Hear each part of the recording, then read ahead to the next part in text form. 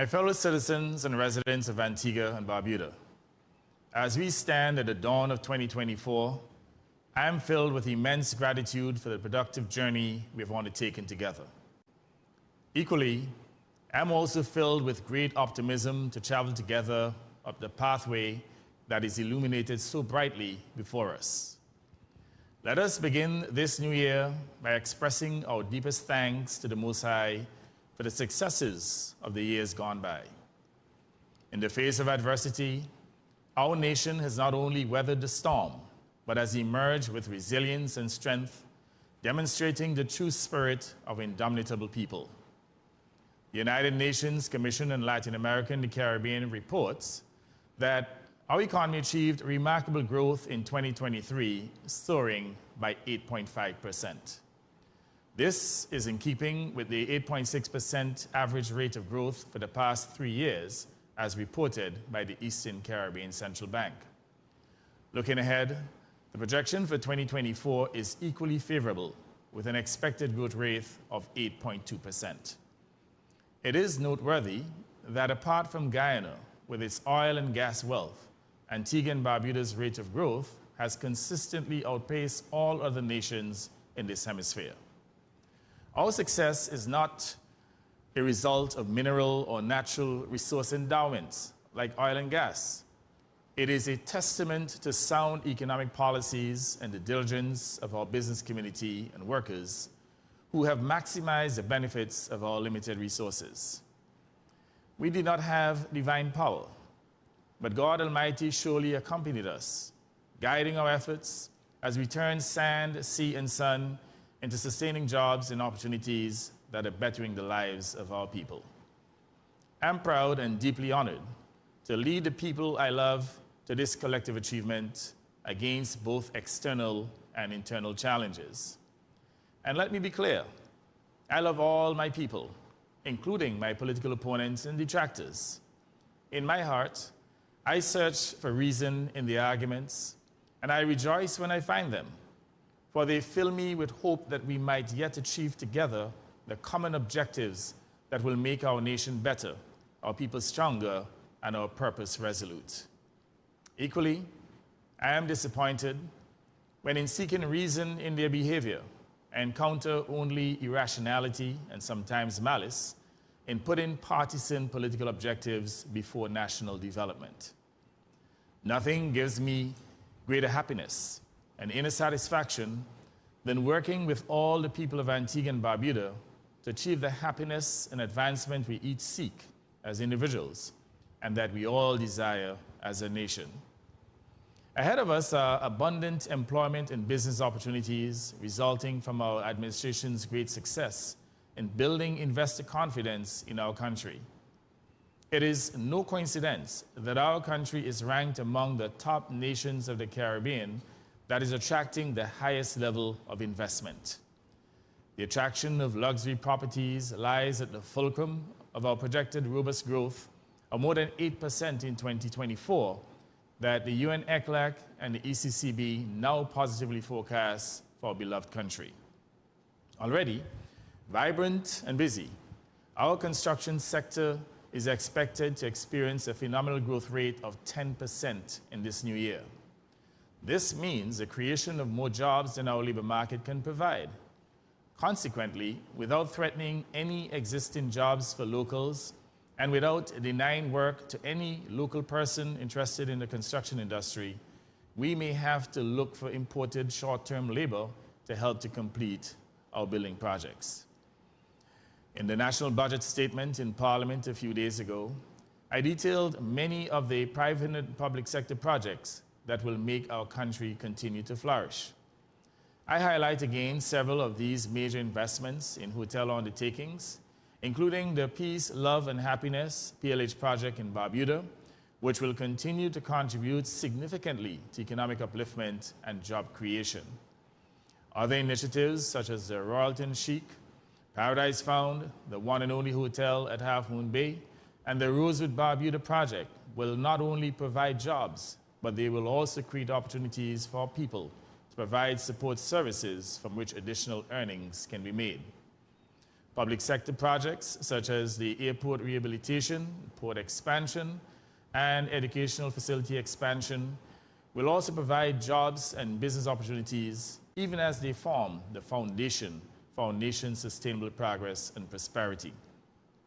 I believe that we have good cause to be proud of the West Indies Oil Company, WIOC. I am proud both as a national of Antigua and Barbuda and as the instrument of the people that created the strategic investment in WIOC. From an entity in which we earned a pittance for many years, the present WIOC will continue to contribute to the enhancement of our nation's economic growth. It will expand further in 2024 into renewable energy and other areas, earning us increased national revenues.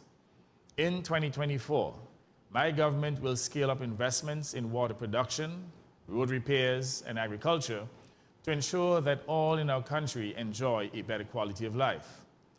Do not believe for 1 second that I am not concerned about the inconsistency in the production and distribution of water. I am certainly. Now, we intend to make additional investments to increase the reliability of water production and distribution in 2024. We have indicated to the staff at APUA that we want consistent results, and we will be holding them accountable to high standards of performance. And so, my fellow citizens and residents, 2024 must be a year with a difference. It must be marked by exciting achievements as we host both the United Nations 4th CITES Conference and several Cricket World Cup matches. Our country will be buzzing with the preparation and delivery of these important events. Thousands of people representing governments, private sector organizations, non-governmental organizations, international financial institutions, and many others will gather here on our shores. It is an opportunity for us to demonstrate the hospitality of our people, the attractions of our country, and our capacity as a society to show that we can match major venues in the world. No one should leave here without enjoying and acknowledging the appeal of our country and the charm of its people. They must all want to come back to Antigua and Barbuda, these brilliant islands in the sun. That responsibility falls to all of us. We must rise to the occasion, as I know we can. My fellow citizens and residents, I'm obliged on this occasion, as we look forward to a year of continuing progress, to sound a word of caution about increasing incidents of violence involving our youth. This matter saddens me, as I'm sure it distresses all responsible adults in our beloved homeland. We have seen or heard of how youth violence has spiraled in other parts of the Caribbean, with homicides rising and parents terrified for their children. This phenomenon must find no welcome here. All our social and economic advancement could be blighted by the rise in youth violence. That's why all of us must come together to convert the energy and aspirations of our youth into focused and disciplined pursuit of better lives. We must persuade our young people to embrace education and training and to seize opportunities for employment and for honest earnings. Earnings that can buy them property, allow them to invest, and also to contribute to their families and their nation. They must be helped to pursue worthy and productive activities which fill them with pride and by which their nation can honor them. My government is providing the education and training opportunities through its investments in schools and scholarships that are open to all. We have established and capitalized the Entrepreneurial Development Fund with millions of dollars to facilitate entrepreneurship, including youth entrepreneurship. We are also attracting the investments that create jobs and small business services that earn money.